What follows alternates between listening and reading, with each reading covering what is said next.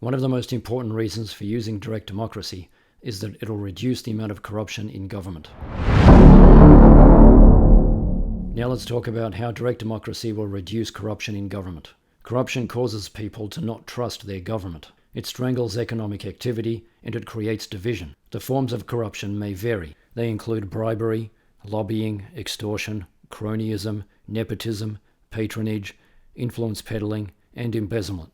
In some cases, corruption might facilitate a criminal activity like drug trafficking, money laundering, and human trafficking. It can also be used for other purposes like repression of political opponents and general police brutality. If somebody's working for government or working as a representative of government, it's considered unethical for them to receive gifts because those gifts will be seen as a bribe.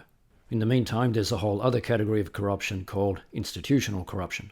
The most common form of corruption that occurs in most countries is when politicians accept large donations from a small number of people, then vote in a way that enriches those people. Some forms of corruption are almost impossible to prevent, but corruption relating to voting on policies in government can be eliminated with direct democracy because people will vote on issues directly.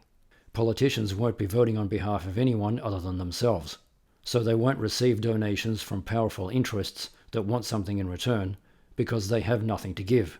If a country uses direct democracy to vote on all or most issues, then politicians will be reduced to administrators that simply do what the people want them to do.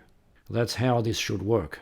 The reality is that we've reached a point in time where representative democracy no longer serves the will of the people, and technology can solve the problems that made direct democracy impractical. That's why I created One Direct Democracy. It's a movement for upgrading the global democratic system by taking the power away from politicians and putting it in the hands of the people by using direct democracy. I've created the technology and a plan for how to make it work. If you're new to all of this, check out the links to my other videos in the description. Direct democracy is the purest form of democracy. Representative democracy is an outdated, blunt instrument.